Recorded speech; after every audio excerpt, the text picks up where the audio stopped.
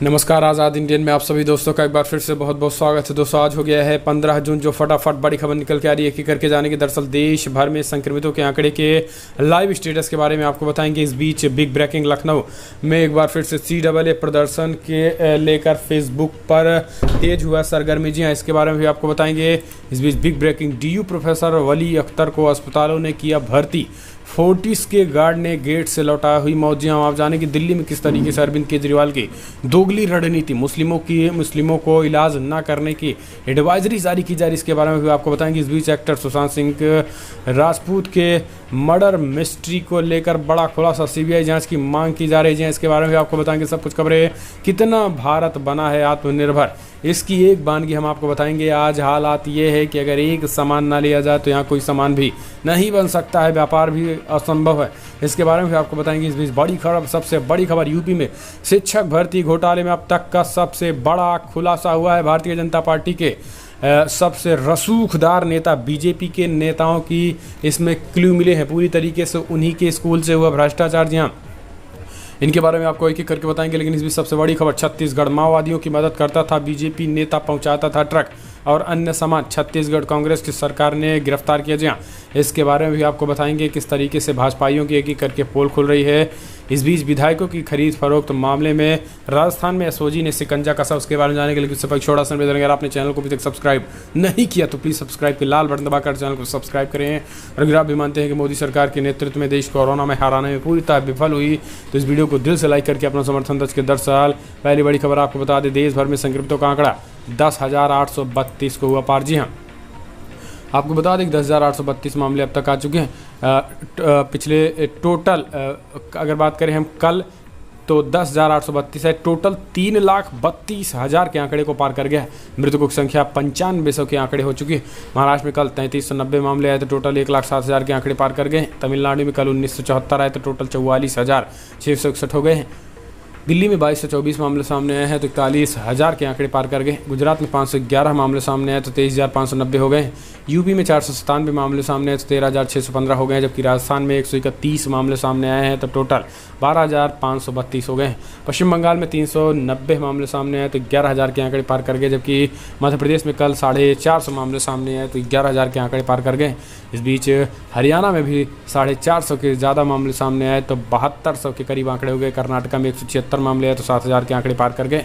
बिहार में 186 मामले आए तो 6400 के आंकड़े हो गए। जबकि आंध्र प्रदेश में 294 मामले आए तो 6100 के आंकड़े पार कर गए।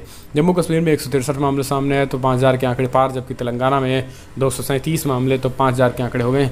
असम में 149 मामले कल आए हैं। उड़ीसा में 186, पंजाब में 77, केरला में 54, उत्तराखंड में 34 मामले, झारखंड में 1711 और इस बीच त्रिपुरा में 33 मामले सामने हैं। गोवा में 41 मामले, लद्दाख में 112 मामले हैं। तो ये राज्य दर राज्य आंकड़े फिलहाल।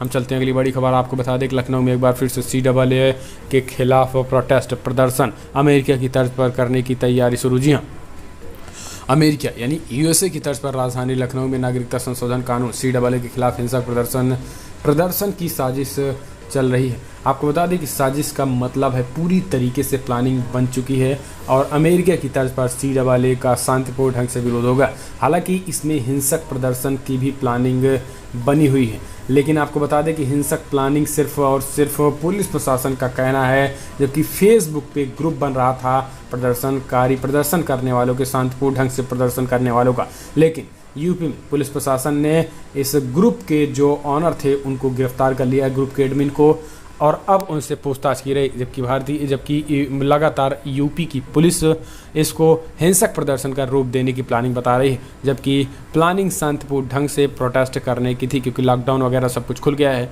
और CAA कानून हो चुका है। ऐसे में कानून बन गया है, कानून बनने की वजह से इसके खिलाफ जबरदस्त विरोध प्रदर्शन फिर से होने की उम्मीद जताई जा रही है। जगह जगह पर प्लानिंग बन रही है। हालांकि यूपी सरकार इसको दूसरा एंगल देने की कोशिश कर ली है और गिरफ्तार कर लिया। हम चलते हैं अगली बड़ी खबर, आपको बता दें कि दिल्ली यूनिवर्सिटी प्रोफेसर वली अख्तर को अस्पताल में नहीं किया भर्ती, गार्ड ने गेट से ही लौटाया तो हुई मौत। जी हाँ, दिल्ली में एक नए तरह का ट्रेंड चल रहा है। प्राइवेट अस्पतालों की लापरवाही और लूट रोजाना कई दर्जनों मौत का कारण बन रही है। कोरोना का इलाज कर रहे निजी हॉस्पिटलों का शुल्क इन दिनों इंटरनेट पर वायरल हो रहा है। इसी क्रम में दिल्ली विश्वविद्यालय में अरबी विभाग के प्रोफेसर रहे वली अख्तर की मौत हो गई है। उन्हें बीते एक सप्ताह से तेज बुखार था। जिसको लेकर वो अपना इलाज कराने के लिए 6 निजी हॉस्पिटलों तक भटके, लेकिन उनका कभी भी एडमिट उनको नहीं किया गया। शहर स्थित फोर्टिस हॉस्पिटल के गार्ड ने उन्हें गेट्स पर से ही लौटा दिया। इसी तरीके से सभी हॉस्पिटलों में उन्हें ये सब झेलना पड़ा और शहर के 5 अस्पतालों के चक्कर काटने के बाद भी उन्हें भर्ती नहीं मिली है। अंत में जाकर उन्हें एक अस्पताल में भर्ती मिली, लेकिन वो बेड कोविड-19 अस्पतालों में नहीं था। उन्हें सांस लेने में दिक्कत और तेज़ बुखार थी। इसी को लेकर उनका टेस्ट भी कराया गया, लेकिन रिपोर्ट आने से पहले उनकी मौत हो गई है।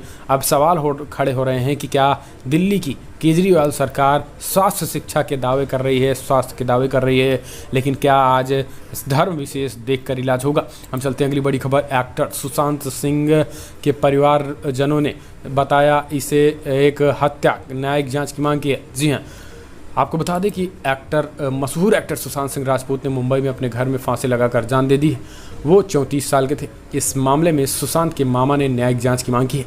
आज तक से बातचीत में उन्होंने कहा कि सुशांत कभी ऐसा कदम उठा ही नहीं सकते हैं, इसके पीछे साजिश हो सकती है। वहीं मुंबई पुलिस का कहना है कि सुशांत सिंह राजपूत पिछले 6 महीने से डिप्रेशन में थे। डिप्रेशन का इलाज भी चल रहा था। पुलिस सुशांत सिंह राजपूत के पड़ोसियों से भी पूछताछ कर रही है। सुशांत मुंबई के बांद्रा में अकेले रहते थे। उनकी आत्महत्या की सूचना घर में काम करने वाले एक नौकर ने पुलिस को दी।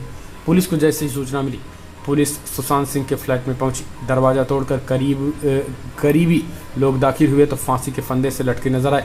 और अब तक सामने आई जानकारी के मुताबिक शनिवार रात को सुशांत के कुछ दोस्त उनके साथ घर पे भी मौजूद थे। हालांकि जांच चल रही है, लेकिन इस बीच आपको बता दें कि सीबीआई जांच की परिजनों ने मांग की है। हम चलते हैं अगली बड़ी खबर लेते हैं। कितना आत्मनिर्भर है भारत? वर्तमान में चीन के बिना भारत व्यापार तक संभव नहीं है। जी हाँ, कोरोना संकट के बाद इकोनॉमिक नेशनलिज्म का नारा और जोर पकड़ रहा है। खासकर 21 लाख करोड़ के आत्मनिर्भर भारत पैकेज की योजना के बाद बातों में वोकल फॉर लोकल की बहुत चर्चा हो रही है। आर्थिक जानकारों का कहना है कि ये अच्छी बात है। भारत धीरे धीरे आत्मनिर्भर बने और चीन की तरह आने वाले समय मैन्युफैक्चरिंग हब बने। ये सही मौका है, लेकिन क्या ये सच्चाई है? क्या ये हो पाएगा? ऐसा उनको नहीं लग रहा है। उन्होंने कहा है कि ऐसा इस तरीके से आत्मनिर्भर भारत बन पाना इतनी जल्दी संभव नहीं है। उनका कहना है कि भारत की अर्थव्यवस्था और व्यापार बहुत हद तक 50% से ज़्यादा चीन पर निर्भर है। ऐसे में अचानक से चीन से संपर्क नहीं काटा जा सकता।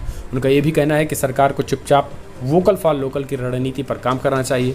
अगर जिम्मेदार मंत्री लगातार गलत बयानबाजी करेंगे तो बदले में चीन की बदमाशी से भारतीय व्यापारियों की मुश्किलें भी बढ़ सकती हैं। हम चलते हैं अगली बड़ी खबर लेते हैं। प्रयागराज में शिक्षक भर्ती फर्जीवाड़े में रसूखदार नेताओं का जबरदस्त खेल। जी हाँ, आपको बता दें कि बीजेपी नेताओं के शामिल होने का बड़ा खुलासा एसटीएफ ने किया। यूपी के प्राइमरी स्कूलों में 69,000 शिक्षक भर्ती के फर्जीवाड़े मामले में जांच एजेंसी एसटीएफ का पूरा फोकस अब प्रयागराज के बीजेपी नेता चंद्रमा यादव पर है। चंद्रमा यादव यूपी के एक मौजूदा कैबिनेट मंत्री का पूर्व प्रतिनिधि है। एसटीएफ ने फर्जीवाड़ों के मामले में चंद्रमा को नामजद करते हुए उसे वांटेड घोषित कर दिया है। एसटीएफ उसकी तलाश में जगह जगह छापेमारी कर रही है। जांच एजेंसी ने उसके घर पर लगे सीसीटीवी कैमरे का डीवीआर भी जब्त कर लिया है। इसके साथ ही उसके कॉलेज में ताला भी जड़ दिया गया है। एसटीएफ को जानकारी मिली है कि चंद्रमा यादव के गिरोह के सरगना डॉक्टर केएल पटेल के साथ मिलकर शिक्षक भर्ती का पेपर अपने कॉलेज से ही कराया था। आपको बता दें कि शिक्षक भर्ती आंसर सीट ब्लूटूथ डिवाइस और चेकदार रुमालों के जरिए अभ्यर्थियों तक पहुंचाया गया था। 7 जनवरी को टेट पेपर लीक मामले में जेल भेजा गया चंद्रमा यादव 10 दिन पहले ही जमानत पर जेल से छूटा था। गिरोह के सरगना डॉक्टर केएल पटेल और चंद्रमा यादव साथ मिलकर फर्जीवाड़े के खेल को अंजाम देते थे। दोनों रसूखदार थे, इसलिए पुलिस उन पर आसानी से हाथ नहीं डाल पाती थी। लेकिन अभी एसटीएफ के बड़े खुलासे से अब बहुत बड़ी बातें चल रही हैं। आपको बता दें कि बीजेपी से जिस तरीके से एक बीजेपी के बड़े कैबिनेट मिनिस्टर अभी भी हैं, उनसे बहुत क्लोज रिलेशन है। ऐसे में अपने आप में सब कुछ बयां हो रही हैं तस्वीरें।